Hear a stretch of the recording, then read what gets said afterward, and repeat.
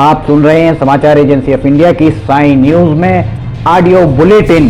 नमस्कार, आप सुन रहे हैं समाचार एजेंसी ऑफ इंडिया में बृहस्पतिवार 23 जुलाई का राष्ट्रीय ऑडियो बुलेटिन। अब आप शरद खरे से समाचार सुनिए। देश में कोरोना का संक्रमण अब द्रुत गति से बढ़ता दिख रहा है। कोरोना प्रभावितों की संख्या 12.5 लाख के आंकड़े को पार कर गई है। वर्तमान में देश में कोरोना संक्रमित मरीजों की तादाद 12,57,810 पर पहुंच गई है।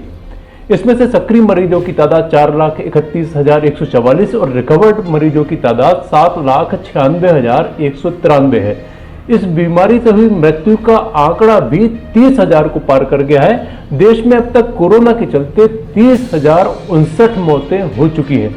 इस बीच केरल की सरकार ने स्वीकार किया है कि राज्य में कोरोना का कम्युनिटी ट्रांसमिशन हो रहा है। इस तरह केरल देश का ऐसा पहला राज्य बन गया है जहां आधिकारिक तौर पर कोरोना के कम्युनिटी ट्रांसमिशन की बात मानी गई है। कम्युनिटी ट्रांसमिशन का मतलब है कि इसके सोर्स का पता लगाना मुश्किल हो गया है और कुछ इलाकों में किसी को भी कोरोना का संक्रमण हो सकता है। जिन राज्यों में कोरोना संक्रमितों के एक्टिव मरीजों की तादाद 5,000 से अधिक हो गई है, उनमें महाराष्ट्र में सर्वाधिक 1,36,980 एक्टिव मरीज हैं। इसके बाद तमिलनाडु में 52,939 एक्टिव मरीज, कर्नाटक में 47,066 एक्टिव मरीज, आंध्र प्रदेश में 34,272, उत्तर प्रदेश में 20,825, पश्चिम बंगाल में 18,450, दिल्ली में 14,954, गुजरात में 11,916, तेलंगाना में 11,155, राजस्थान में 8,587, बिहार में 10,519, असम में 8,325, केरल में 8,821, मध्य प्रदेश में 7,236, उड़ीसा में 7,204, जम्मू कश्मीर में 6,831 और हरियाणा में 6,117 एक्टिव मामले हैं। पाकिस्तान और नेपाल के कंधे पर बंदूक रखकर भारत विरोधी एजेंडे को बढ़ाने वाला चीन क्या नई खुराफात कवायद में जुट गया है? क्या पाकिस्तान और बांग्लादेश के रिश्तों पर दशकों पुराने बर्फ को चीन ही पिघला रहा है? क्या चीन भारत के खिलाफ अपने मंसूबों को अंजाम देने के लिए बांग्लादेश और पाकिस्तान के बीच गठजोड़ कराना चाहता है? पाकिस्तान के प्रधानमंत्री इमरान खान और बांग्लादेश की प्रधानमंत्री शेख हसीना के बीच बुधवार को हुई बातचीत से ऐसे कई सवाल उठ खड़े हुए हैं और हाल के कुछ घटनाक्रम पर नजर डालें तो इनका जवाब हाँ में ही मिलेगा। पाकिस्तान के प्रमुख अखबार डॉन ने इमरान हसीना के बीच बातचीत को दुर्लभ करार देते हुए बताया है कि कैसे पाकिस्तान और बांग्लादेश नजदीक आ रहे हैं। अखबार ने इसमें लिखा है कि ढाका में चीन के बढ़ते प्रभाव की वजह से पाकिस्तान के साथ उसकी नजदीकी बढ़ी है। दोनों देशों के बीच रिश्तों में सुधार को लेकर जो कारण गिनाए गए हैं उनमें भारत के संशोधित नागरिक कानून का भी जिक्र किया गया है। चीन और दक्षिण एशिया की राजनीति पर नजर रखने वाले विशेषज्ञों की माने तो पाकिस्तान और बांग्लादेश की इस दोस्ती के पीछे ड्रैगन ही है। चीन पिछले कई सालों से भारत के पड़ोसी देशों को कर्ज और निवेश के जरिए अपना उपनिवेश बनाने में जुटा है। पाकिस्तान तो उसका सदाबहार दोस्त है ही। हाल ही में ड्रैगन ने नेपाल, बांग्लादेश और श्रीलंका जैसे देशों को भी अपने एजेंडे में शामिल करने के लिए पूरा जोर लगा दिया है। रक्षा मंत्रालय ने गुरुवार को भारतीय सेना में महिलाओं के स्थायी कमीशन को आधिकारिक तौर पर मंजूरी दे दी है। सरकार ने गुरुवार को इस संबंध में स्वीकृति पत्र जारी कर दिया, जिसके बाद सेना में विभिन्न शीर्ष पदों पर महिलाओं की तैनाती हो पाएगी। इस मंजूरी के बाद अब army air defence, signal engineer, army aviation, electronics, mechanical engineering, army service corps, army ordinance corps और इंटेलिजेंस कॉर्प्स में महिलाओं को स्थायी कमीशन मिल पाएगा। इस संबंध में सेना की ओर से कहा गया है कि भारतीय सेना महिला अधिकारियों सहित सभी कर्मियों को राष्ट्र की सेवा के समान अवसर प्रदान करने के लिए प्रतिबद्ध है। अभी तक आर्मी में 14 साल तक शॉर्ट सर्विस कमीशन में सेवा दे चुके पुरुष सैनिकों को ही स्थायी कमीशन का विकल्प मिल रहा था, लेकिन महिलाओं को यह हक नहीं था। वायुसेना और नौसेना में महिला अफसरों को पहले से ही स्थायी कमीशन मिल रहा है। सुप्रीम कोर्ट ने राजस्थान हाई कोर्ट को सचिन पायलट और अन्य कांग्रेसी विधायकों द्वारा अयोग्यता नोटिस को चुनौती देने वाली याचिका पर कल आदेश पारित करने की अनुमति दे दी है। सुप्रीम कोर्ट में राजस्थान के स्पीकर सीपी जोशी की याचिका पर सुनवाई के दौरान कहा गया कि विरोध की आवाज को लोकतंत्र में दबाया नहीं जा सकता है। सीपी जोशी ने पूर्व उप मुख्यमंत्री सचिन पायलट और 18 कांग्रेस विधायकों के खिलाफ दल बदल विरोधी कार्यवाही को 24 जुलाई तक स्थगित करने के हाईकोर्ट के आदेश को चुनौती दी थी। सीपी जोशी ने बुधवार को सुप्रीम कोर्ट में याचिका दाखिल कर त्वरित सुनवाई की मांग की थी, जिसे कोर्ट ने इनकार कर दिया था। कोरोना काल में मध्य प्रदेश के खंडवा जिले से एक अनोखी लव स्टोरी का मामला सामने आया है। यहाँ लड़की के घर वालों को लड़का पसंद नहीं था। लड़की शादी करने के लिए कोर्ट पहुंची तो शादी रुकवाने के लिए परिजन भी कोर्ट पहुंच गए और उन्होंने कहा कि लड़की को कोरोना है, जिसके बाद लड़की को 14 दिन के लिए क्वारंटाइन कर दिया गया।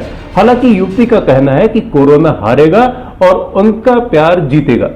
दरअसल अमलपुरा इलाके की 19 वर्षीय युवती का अपने ही समाज के एक युवक से प्रेम प्रसंग चल रहा था। युवक के परिजन को लड़की पसंद थी, जबकि युवती के परिजन को लड़का पसंद नहीं था। युवती को उसके परिजन ने मना भी किया, लेकिन वह नहीं मानी। इसी बीच डिस्ट्रिक्ट कोर्ट में युवक युवती लव मैरिज करने के लिए शपथ पत्र बनवाने पहुंच गए। इस दौरान लड़की के परिवार के लोग जब कोर्ट पहुंचे तो उन्होंने वकील से कहा कि आप इस लड़की से दूर रहिए, इससे कोरोना है। इतना ही नहीं, परिजन ने स्वास्थ्य विभाग के हेल्पलाइन नंबर 104 पर भी इसकी शिकायत कर दी कि कोरोना पॉजिटिव युवती कोर्ट में शादी के लिए शपथ पत्र बनवा रही है। कोरोना का नाम सुनते ही टाइपिस्ट और वकीलों में हड़कंप मच गया। युवती का शपथ पत्र बनवा रहे वकील ने भी उससे दूरी बना ली, फिर हाथ जोड़कर कहा कि आप पहले कोरोना की जांच करवा लीजिए, रिपोर्ट नेगेटिव आने पर आपकी मदद करेंगे, क्योंकि इस स्थिति में कोई भी वकील आपका केस नहीं लेगा। इसी दौरान स्वास्थ्य विभाग की टीम कोर्ट पहुंची और युवती को लेकर जिला अस्पताल पहुंच गई। जांच के लिए सैंपल लेकर लड़की को 14 दिन के लिए होम क्वारंटाइन कर दिया गया है। कोरोना सैंपल के बाद मामला 14 दिन आगे बढ़ गया है। इस दौरान युवती ने कहा कि कोरोना मेरे प्यार को नहीं हरा सकता, अभी नहीं तो बाद में हम दोनों एक दूसरे के होंगे। कोरोना हारेगा और प्यार जीतेगा। वहीं वकील वीरेंद्र वर्मा का कहना है कि शादी के लिए आई युवती सामान्य दिख रही थी। आरटीआई से मिले आंकड़ों पर गौर करें तो पिछले वित्त वर्ष में धोखाधड़ी का सबसे बड़ा शिकार सरकारी क्षेत्र का शीर्ष बैंक भारतीय स्टेट बैंक बना है। एसबीआई द्वारा इस अवधि के दौरान 44,612.93 करोड़ रुपए की धोखाधड़ी से जुड़े 6,964 मामले सूचित किए गए। यह रकम बीते वित्त वर्ष के दौरान 18 सरकारी बैंकों में धोखाधड़ी की जद में आई कुल धनराशि का करीब 30% है।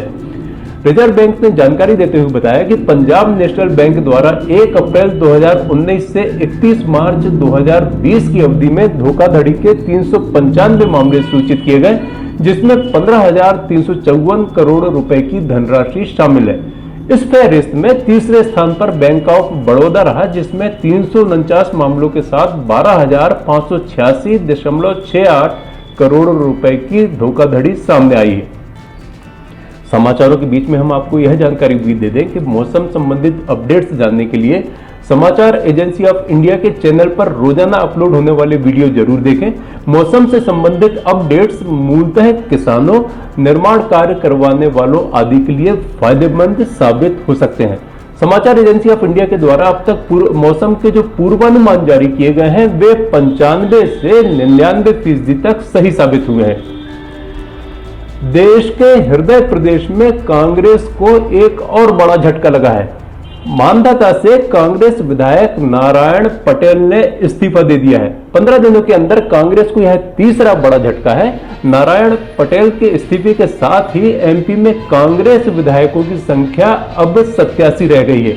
हालात देखकर यही प्रतीत हो रहा है कि कांग्रेस से प्रदेश के विधायक संभले नहीं संभल रहे हैं। प्रदेश कांग्रेस अध्यक्ष कमलनाथ लगातार विधायकों को एकजुट करने की कोशिश में लगे हुए हैं। उसके बावजूद भी इस्तीफों का दौर थमता नहीं दिख रहा है। बीजेपी के नेता लगातार कह रहे हैं कि कांग्रेस के कई विधायक लाइन में लगे हुए हैं। हालांकि नारायण पटेल कहां जाएंगे इसे लेकर कोई जानकारी सामने नहीं आई है, लेकिन नारायण पटेल का बुधवार से ही फोन बंद था।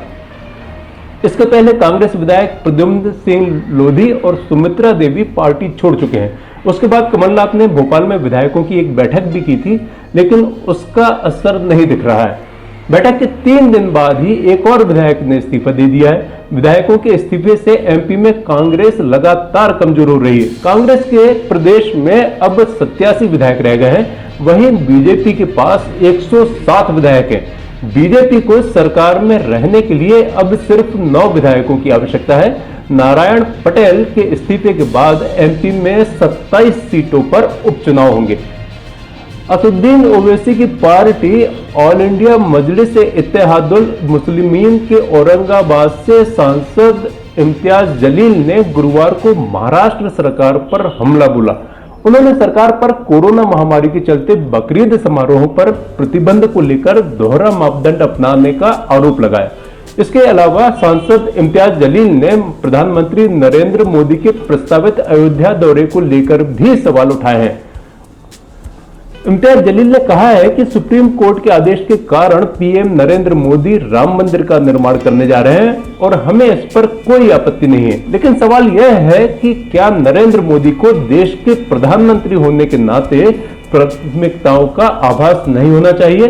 पीएम नरेंद्र मोदी की यात्रा पर चुटकी लेते हुए एआईएमआईएम नेता ने आगे कहा कि ऐसा लगता है जैसे पीएम नरेंद्र मोदी और कोरोना के बीच बातचीत हुई है कि कोरोना 5 अगस्त को अयोध्या नहीं आएगा।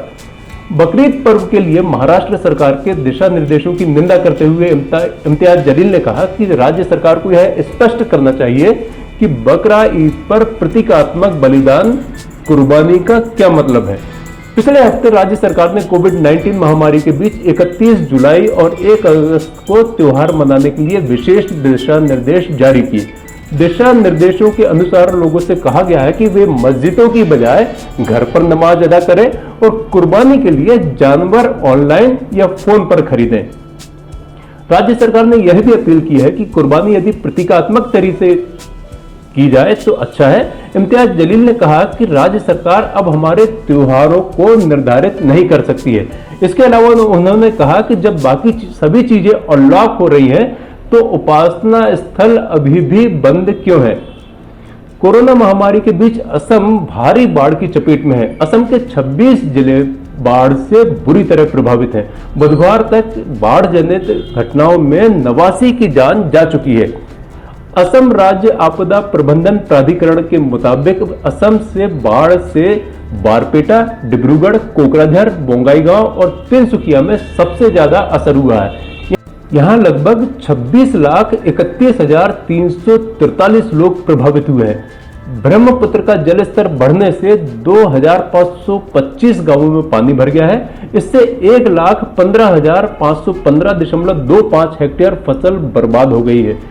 काजीरंगा नेशनल पार्क में बाढ़ की वजह से 120 जानवरों की मौत हो गई, जबकि 147 को रेस्क्यू किया गया है। पार्क का 80% हिस्सा डूब गया है। असम की इस बाढ़ में काजीरंगा नेशनल पार्क के कई गैंडों की मौत हो गई है। आप सुन रहे थे समाचार एजेंसी ऑफ इंडिया में शरद खरे से गुरुवार 23 जुलाई का राष्ट्रीय ऑडियो बुलेटिन। शुक्रवार 24 जुलाई को एक बार फिर हम ऑडियो बुलेटिन लेकर हाजिर होंगे। यदि आपको ये ऑडियो बुलेटिन पसंद आ रहे हो तो आप इन्हें लाइक, शेयर और सब्सक्राइब जरूर करें। अभी आपसे अनुमति लेते हैं। नमस्कार।